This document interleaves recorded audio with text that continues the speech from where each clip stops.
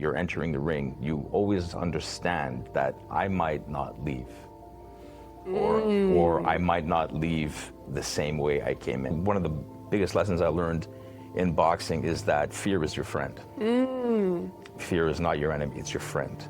Fire keeps us warm, it cooks our food, protects us from predators, gives us light. But if we let fire get out of control, it burns us, it kills us, it destroys us. Fear is the same way. I worked at FedEx for like 25 years, and I thought I was just gonna stay there for the rest of my life. Inspiration is not gonna get you up in the morning.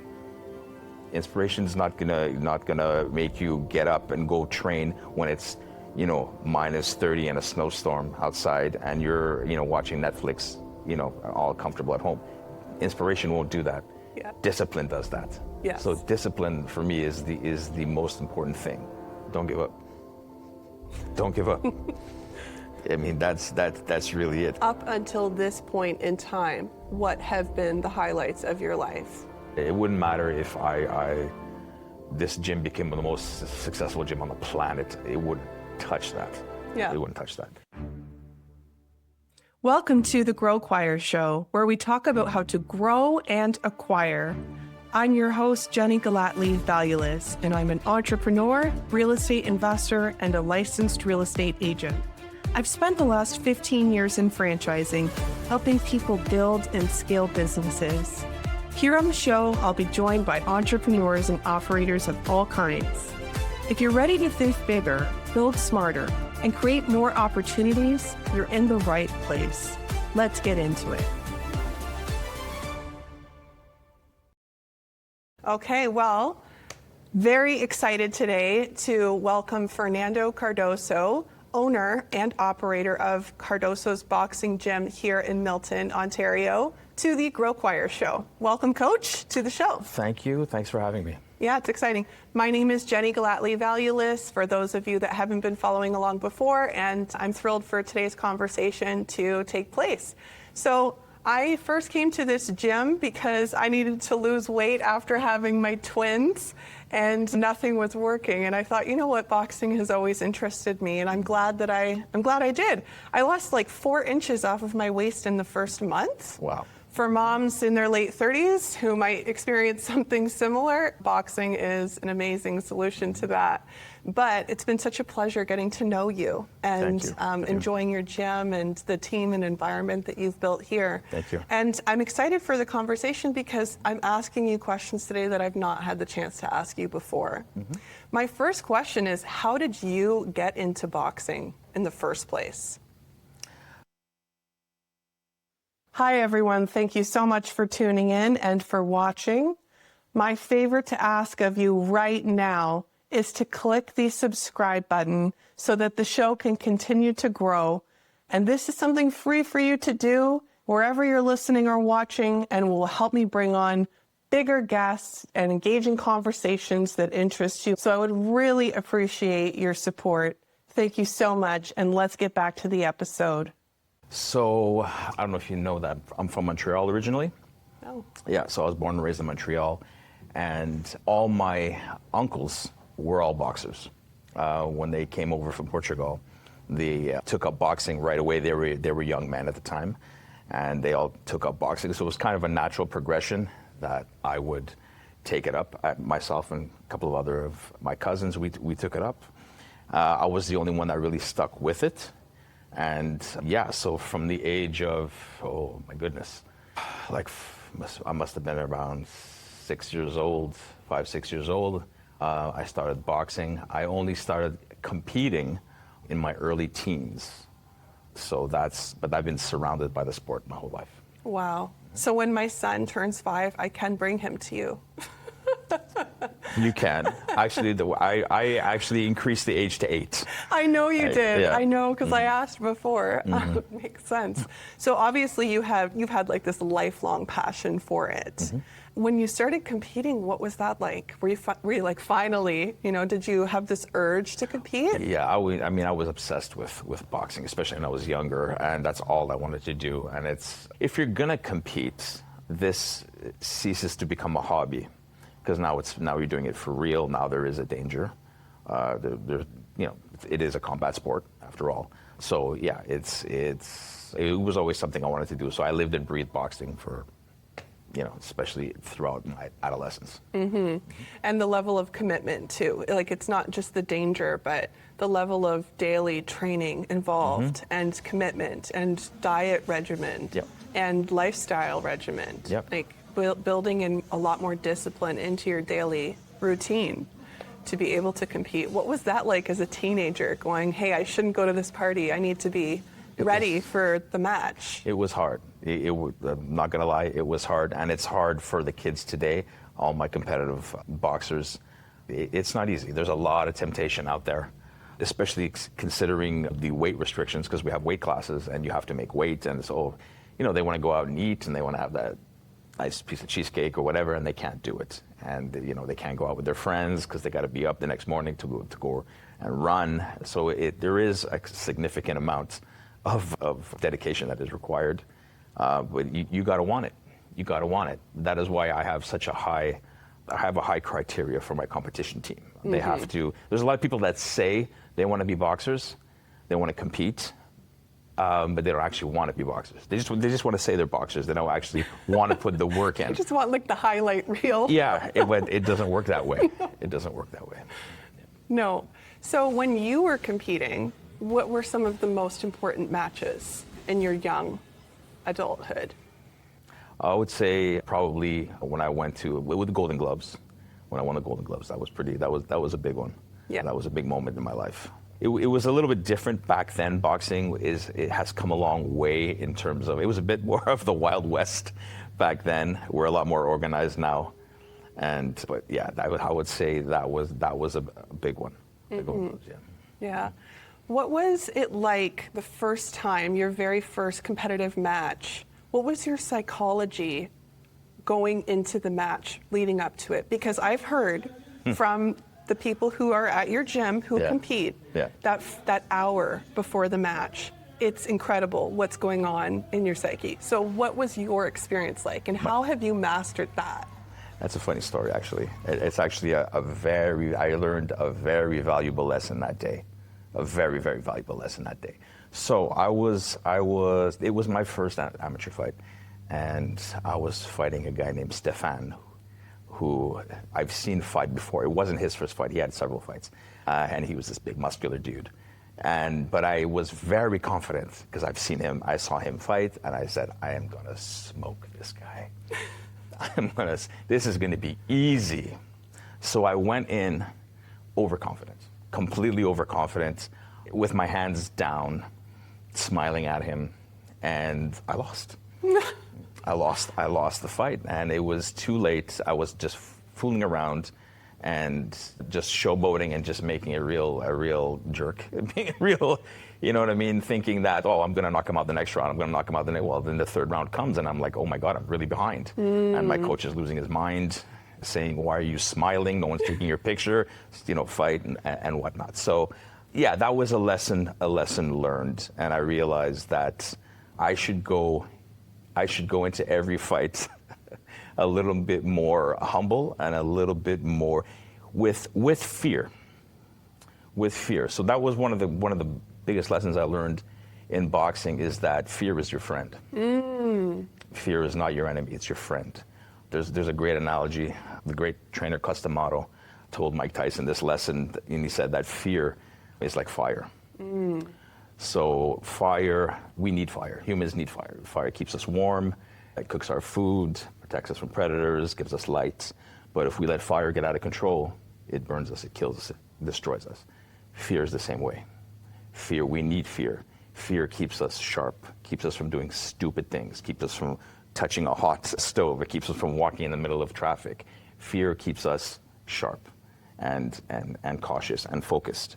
But if we let our fear get out of control, it destroys us just like fire. And my coach actually told me that right after the fight. And I never went into a fight with that same mindset again. How old were you at that first match? Oh, I must have been 13, 14. Yeah. I was a kid. I mean, that's a very natural feeling, I think, at that age. The naivety, it's I think, to be expected of someone that age. Yeah. So as time went on and you progressed and in your matches, how did you then shift like into 15, 16, 17, into 20? How did it shift? What's that hour like before the match then? You're always nervous. You're always nervous. When you lose those nerves, I think you lose your edge. So you always have to have that kind of, that little fear there, right? To keep you focused, to keep, it's your edge. It keeps you sharp. You never really lose it. You never really lose it. I mean, it might feel a little different as the older you get and the more experience you get, but it's still there. It's still there. There's always the knowledge, especially when you get a little bit older. You don't really think about this when you're young, because when you're young, you think you're invincible. Well, especially when you get older and you're entering the ring, you always understand that I might not leave, or I might not leave the same way I came in. So that's a real risk. That's a real risk. So that's always there. The consequences are extremely high. They are, and unfortunately, I have a lot of friends that are pretty banged up, and are really suffering the consequences from this sport. So what you were saying though about needing to have that fear and needing to feel nervous, I think that is so relatable to the rest of life and business, because especially if someone has had a lot of success, it's easy to get comfortable and lose that edge. And not be weary of your competitors and someone that might take out your entire business overnight with a new idea, right? And become complacent. You have to keep that edge. So I think everybody could probably relate to that if they've experienced huge success and then, oh no, here comes someone coming up behind me that's going to take me out. Yeah, the pole is slippery on the way down. Absolutely. So what have been, we talked a little bit about when you were a child, you've been boxing since you were 5, and then into your teen years, you started competing. What was your career path before you owned the gym? Like, what university or school did you go to? And then what was your career path after school before gym ownership? Believe it or not, so I went to Concordia. Wife went to McGill. I went to typical Montreal couple. One person goes to McGill, the other one goes to Concordia. So I actually stopped boxing for a while. I was older, didn't have. What's didn't have older in boxing? I was in my 30s now. I was in my 30s then, and still living in Montreal. Had kids, so boxing was. It was still in my blood, but I just didn't have much time to do it. I was working at FedEx. Actually, I worked at FedEx for like 25 years, and I thought I was just going to stay there for the rest of my life. Yeah, I was working at FedEx. What were you doing at FedEx? I did several jobs. I started there when I was a kid. I started there when I was in my teens, and because it was a great part-time job, because they had a tuition reimbursement program, right? So when I went to Concordia, it helped pay for the bills. It was a great company. So I did that. I was basically, you're a kid, you're a cargo handler, and then eventually I became a hazardous material specialist. So I made sure all the hazardous materials were safe for transport, and then I just became a driver after that, because I was actually probably one of the better positions at the time, and I did that for so many years. When we moved to Ontario, that's when I kind of started boxing again, because I joined another gym, and just to work out, and I was seeing them boxing, and I was like, wow, they're really bad. You guys are not good. So I just started giving advice and whatnot, and then eventually the owner of that gym asked me, hey, do you want to start teaching? And I'm like, yeah, okay. So I started teaching just a volunteer basis, and that kind of snowballed, and more people asked me to coach until I basically got my own place. So, but how did you get your own place? And I'm going to dig in, share whatever details you want, but these details are so important, because someone who goes from working at FedEx for 25 years to gym ownership, that is a big leap. Big leap, right? huge leap, yeah. And so many people are in a 9-to-5 job and don't want to stay there. They have big dreams and a vision. And I think what a lot of people struggle with is figuring out how to raise capital and that equity portion to fund their business. So a lot of them will use personal savings. They will take a family loan or family gift. They will do a home equity line of credit as the equity for that business, and then get a small business loan to fund the rest. So what was your specific choice or combination thereof to fund the capital for your gym? So when I decided, so I was doing both for a while. I was still coaching and working at FedEx, and I was doing both for quite a while. And then I just started getting more and more clients. And then I said, okay, well, I might as well get an actual place of my own. So when I made that decision, we were at a smaller location in the same complex, actually, just a few doors down. And you know, we always start small. So to fund that, it was a HELOC. It was a Home HELOC. equity line of credit. Yeah. I used that to open the first place, our first place. And then a funny thing happened, something called COVID. And Not funny. Not funny. Not funny. Funny now. Funny now. You can laugh about it now, but I wasn't laughing at the time. No. And yeah, that happened. I think it must have been my second year of operation, and we got hit with that. And thank God I made it through. We made it through. Again, I used the HELOC to compensate, and of course they had the whatever assistance I could get programs from provincial and federal governments. But we made it through, and after COVID, we just kept getting more and more, and then this space became open. So I had a choice: either, you know, stay where I am, open a second location. That was another option. There was three options. It was either stay where I was, which it was becoming. Classes were getting too full. I needed more space. I opened a second location. I was thinking maybe in Acton or someplace north of here, or just get a bigger location. So I went with the third option, is just get a bigger location. And it's nice it worked out. It was in the same plaza. It was in the same, people are literally. Already habitually coming to where you're located. Exactly. It wasn't a big, and even the move, right? It's not like I had to load a truck. I basically just walked everything over. Hand bombing, make a chain. Just make a chain. Guys, grab a bag. Let's go. Pretty much, yeah. Make a human chain. Bring it over. Bring it on over. Yeah. That's great. Yeah. Good. And then for your interior fit out here, did you have to do another small business loan when you relocated? Was your banker partnering with you on that? I was still able to use the HELOC. I still had room on the HELOC. Perfect. Because the rental from the first place wasn't really that much. Okay. It was very, very modest. Small bathroom, small change room, paint. That's it. And I was able to pay off a good amount of the loan. And then so I just used it again to open this place. Amazing. Thank you for sharing those details, because they're important.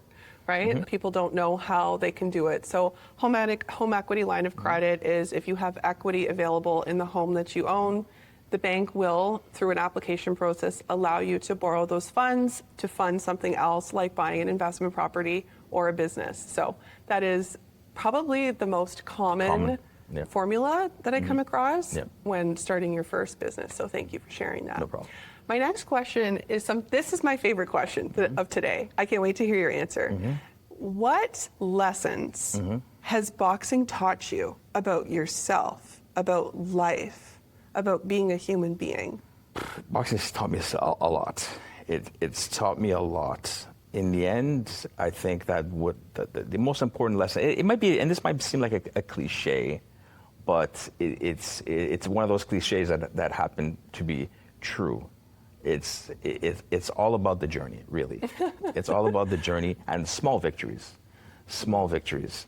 You know, I learned to take my pleasures where I could find them, and enjoy the small victories on the way, because it's like a staircase, and you take your small steps up, right? So before I was just thinking about, I had like dreams and aspirations, and I was thinking up here. Right, but dreams don't always come to fruition, right? Another lesson I learned is it's all about standards and habits. It's all about standards and habits. You don't always reach your goals and your dreams, but you always meet your standards, right? So, for example, just to use the gym as an example, this gym is clean. Oh, I know. My gym is clean. It's not clean by magic. It's clean because we clean it, and that regimentally. This is my standard. This is the minimum standard I accept from this gym. So I've put in the processes and the habits to make that happen. So that's basically what it is. You always meet your minimum standard. So what is your minimum standard? You know, you're gonna have a low standard or you're gonna have a high standard, right? And then you can always increase your standards. So this is my next minimum standard. This is my next minimum standard. Yes. Right. So that's basically one of the things I learned. Just putting in the work to meet your what the minimum acceptable for you, right? And that's up to you. What is acceptable for you? Is mediocrity acceptable for you? Then fine. But if you want to actually accomplish something, you got to put in the work. I ask you the question because I started boxing last May 2025, and now it's 1 year later. And when I started, it was an overwhelming experience for me of lessons going on inside, like personal regulation and focus. For me, it's better than meditating. It's better than it's better than anything to get your mind off of something, because you must focus on only boxing in that moment. But the self-regulation, and I see this. My best friend, I just attended her son's belt ceremony for Brazilian Jiu-Jitsu in California. He's really great at that sport. And just watching him in his practices and seeing his own self-regulation when he is losing or winning, that's an incredible skill. That a lot of people, like, we're all taught self-regulation whether we like it or not. Life will throw you different things to mold you. But what has your experience been like? You know, you touched on that a little bit, but I want to dig a little deeper. What kind of self-regulation or self-reflection has boxing taught you? In the end, it's for me, it's taught me that it's all about discipline. Discipline is the key. Some people say, you know, it's inspiration. Inspiration is not going to get you up in the morning. Inspiration is not gonna make you get up and go train when it's, you know, -30 and a snowstorm outside, and you're, you know, watching Netflix, you know, all comfortable at home. Inspiration won't do that. Discipline does that. So discipline for me is the most important thing. That is, you need to have discipline. That is what will put you through.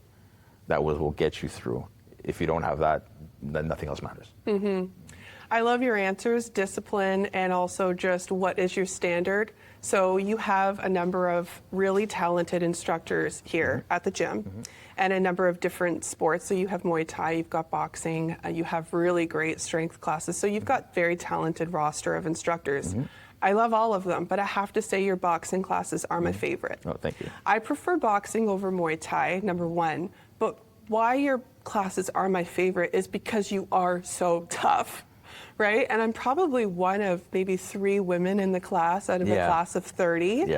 And most of them are, you know, between ages 15 to 25. And then there's a few of us in our 30s and in our 40s and 50s, you know. So there's like me and a bunch of teenage guys. And you're obviously completely not hesitant to push them to their limit. So that's why I love being in your class so much, because there is no filtering that out. Like, it doesn't matter your gender, it doesn't matter your age. You're going to push someone to their limit, and that is your standard. And that's why I love the energy in your class so much. So it's interesting, your answers, because it comes out directly in the boxing experience in your classes. Well, I was also influenced by, I haven't mentioned, I was in the Army for... No. I was in the area. I was in Black Watch Regiment, Scottish Highland Regiment in Montreal. It's a reservist regiment, so it was just the reserves. I was in there for a couple of years. So. What ages? Oh, I was in my 20s. Okay. I was in my 20s. Again, I didn't do it. I did it again to help us pay for school. Okay. Right. It's just a great thing for kids to do. I highly encourage the military. It's great, guys. Do it, and you'll learn a skill, and you can learn a trade. It's fantastic. And again, reservist, you don't have to sign a contract. It was great. Excuse me. So that part came out a lot. That part comes out. That influenced my training style a lot as well. Even some of the words I use. You know, when I tell people to get up, I use the word recover, which is a military term, mean recover, get up. Yeah. Right. So yeah, that training style, it influenced me a lot. Oh, it's such cool. But I also try to make things fun as well, because you can't just be a tyrant, right? You can't just be a tyrant, and there's a difference between, just saying, oh man, that's horrible, or saying, that technique is not good, you have to do it this way. You have to, the criticism has to come, it has to be constructive. Yes. You can't just, you know what I mean? And the people, you have to make it enjoyable. You can be firm, but the people still have to have fun, because if you don't have fun, you're not going to want to come back. You do a great job balancing that. Thank you. You do, because I love when you rip on people for being late to class. I'm like dying laughing inside, but I'm like, oh, don't laugh, stay serious. But I love when you're like, hey, you're 5 minutes late, and God knows the first 5 minutes of the warm-up are the hardest 5 minutes. So yeah, you have that good balance. And but who do I rip? Someone who's late. No, but or most, someone what's who kept the their demographic? outdoor shoes on. That's a big one too. Well, a lot of the times, I will, because some of these kids, we get a lot of youth, and some of these kids don't get the proper guidance. Some of the people don't. Some of the kids don't get proper guidance. So for me, that's a part of my job. That's a part of my job. You're going to learn how to come in on time. You're going to learn how to properly address an adult. Yes. You're going to learn how to have a social interaction. For example, I had a kid come in the other day. He was late, and of course, procedure is when you're late, you come see the instructor. You say hello. Hi coach. Sorry, I'm late. May I join the class? And I'll say yes and whatnot. So he came up to me and said, "Sup?" And I'm like, "What?" And I'm like, "Listen, no, that's not how you say, hi, coach, how are you? Sorry, I'm late." And I will respond, hello. I'm not going to say his name. It's hello, yes, you may join the class. This is normal social interaction. This is how you would address a teacher, an elder, somebody, just anyone. This is how you address each other. So this is some of the things that I like to tell the kids too. So it's. But you see it, and part of why I'm shocked to learn for myself that boxing is a team sport. Absolutely. I didn't know that until I started. 100%. And I always kind of thought, well, it's a solo sport. It is not. So when you're here and you're in a class, your phone's away, and these principles that you're teaching about interaction, social interaction, all of that is woven into the class and the training and the drills with each other, the shadow boxing with each other. So it's interesting, but those principles, you're right, they're lucky. Right? They're lucky to have someone to be a little bit more firm, a little bit more strict, and set down, what is that standard? Yeah. And I think that for people who've grown up with social media, the internet, devices, to learn a different way, someone's got to be blunt and direct with them. Yeah. And there's no beating around the bush. Look in my eyes, greet me, say hello, be polite, and have manners. And manners is another really important thing you are teaching, right? Yeah. So incredible. Of your competitive boxers that you have, what's the age range there? They're all around the 16 to 21-year-old range. Yeah. Yeah, all around that range. I don't like having too young competitors. I don't like kids who are very young, 8, 9 years old, getting punched in the head. I don't like it. I think it's very, very harmful. Yeah, my minimum age to really start competing is around 13. Yeah. Yeah. Yeah, that's great. Cool. You do a lot of travel as well, all over. Yeah. What are some of the places you've gone recently with your team? We went to, last month we were in Calgary, and then next week I'll be in Quebec City, and then I'm going to Buffalo, and then I'll be in Canastota, New York, and then Jaden actually went to Thailand, and then he flew and met me in Calgary, and then Canastota, New York, and then we're going to be in Cleveland, Ohio in September, and beyond that, I'm not sure yet. And you had an annual, I think you do it every year, you have an annual fight night. Yes. Is it always in Milton? It's always in Milton. We do it at the arena. The only issue with that is it's a hockey arena, so they have hockey majority of the year, and so we're only, if we want to run it, it's got to be within a certain period, late June to August, and then that's it. If you can't, otherwise it's going to be ice. There's going to be ice on the rink. So, and there's not too many venues in Milton, unfortunately, that can hold that event. But yeah, we call it Fight Night in Milton, and yeah, it's a fun event. All right. Well, my next question for you is really about, so you have 5 kids. Yes. You have 5 girls, right? 5 girls. 5 girls. And my next question is, work-life balance is not talked about enough when asking a man who owns a business. Yeah. And it's funny because when I got into the gym, we were talking about vacation. I said, do you have any summer vacation plans? What was your answer? I said I haven't taken vacation in like 10 years. Yeah. Yeah. I think that social media in general has completely distorted what it looks like to become an entrepreneur and the daily commitment and how many years it takes to build a business. Yeah. And there's this lie that you can just get rich quick. No. So how have you, you said like earlier, I work 50 hours a week, and so do many entrepreneurs. How are you still carving out time for your wife, your 5 daughters, and trying to prioritize and juggle things around, especially around like special important dates and moments? Yeah, it's not easy. It's not easy. You have to really make the time. You have to force yourself to make the time. And I mean, your family is a priority. It's not an afterthought. So I mean, I try to have quality time as much as I can. So when I am at home and with the family, it's like, no, we're doing something. We're not going to stay. You're not going to stay on the couch and I'm going to stay on the couch and doom scroll. No, we're I can't see you allowing that. No, we have to do something. We have to do something fun. Let's do something fun. So, yeah, that's a big priority. One thing I am glad that I did is that when my kids were young, when they were babies and they were toddlers, I definitely spent as much time as I could, and I knew that I needed to do that, and I didn't care about the business. I didn't care about anything, because I wanted to spend as much time with them as I could when they were that age, because it goes so fast. It goes so fast.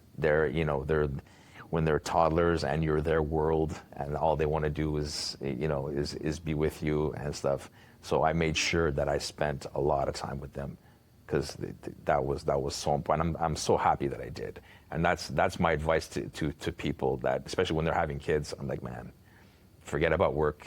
When they're that age, spend time, because it goes so fast, it disappears. I remember we were talking about this a few months ago when I was here. You had the same advice for me, because you said, you know what? I might get emotional here, but because my son is 4, my twins are 2. You also have twins, and you're 5. And you said you just really have to soak it in. And I remember your comment, like, if I could go back to when my oldest was 5 years old and the rest of them were younger than that, I would just freeze time, because that short window of time where you're their whole world, it's not going to last long. And when it's gone, you're never getting it back again. It's never going to be there again for you. Never. And I get emotional just thinking about it. Seriously, it's when they get older, it's great when they get older too, because you have a different kind of relationship with them, right? But then you go through that phase where it's their friends that matter. They want to be with their friends. They don't want to be with mom and dad. It's not cool. But yeah, that time, that's the magical time. That's such a magical time. Again, if I had a time machine. People, I would, go back and find the 649 numbers and stuff. No, I'd go back then. I would go back then to spend time with my girls when they were small, that age again. Yeah. It was magic. Oh, it's a special answer. Yeah. So next question, this is the last professional related question. What advice do you have for entrepreneurs or people who want to become entrepreneurs? Don't give up. Don't give up. I mean, that's really it, because you're probably gonna fall, on your face a few times, and you're gonna make a lot of mistakes, and just don't give up. but also go in with open eyes, and I'll give you another quick story. I had a couple of friends of mine that went into the restaurant business without having worked in a restaurant before. Classic. So yeah, it wasn't a pleasant experience. It was, it was hard. I think it put a lot of years on their life. So if you're going to go into a business, make sure that you know that business. You know the ins and outs. You're well versed in that business. Do your research before you decide to start putting, capital, your time and your money into something. Go in, make sure you know what you're doing. And once you decide that, that is what you want to do, don't give up. Keep going. Keep trying. Don't just, it's persistence. Grit, yes. Grit, yeah. Absolutely. Great answer. Yeah. Closing question I like to ask all of my guests. You can answer it however you'd like, personally, professionally, both. Up until this point in time, what have been the highlights of your life? This might seem corny, but I'm such a big family guy. It's the birth of my kids. No, not even close. You can't beat that. Not even close. Nothing touches that. Nothing touches. It wouldn't matter if this gym became the most successful gym on the planet. It wouldn't touch that. Yeah. It wouldn't touch that. But again, I'm a family guy. So. Do all of your daughters also box? No, no. It's surprisingly not. I've seen one of your daughters. Yeah. Yes. One of the twins. She comes here and she's pretty dedicated. She really likes it and she's pretty dedicated. She has the fire in her eyes. She does. She does. Yeah, that's on my side. She's the only one that really took to this, which is great. I was so happy to see that. The others, this wasn't really their thing, and I didn't want to force it on them. No. They're very artsy. They like that kind of stuff, more of the arts, which is fine. Not everyone is into sports and athletics. You got to go with what you like. But I was happy that one of my daughters, decided to go into it. They benefit regardless whether they go into boxing or not, because kids would not mess with them knowing you're their dad. Right? Yeah, it's, but no, not everyone knows who they are. Don't mess with my daughters. Well, that's funny. My daughter brought her boyfriend in here one time.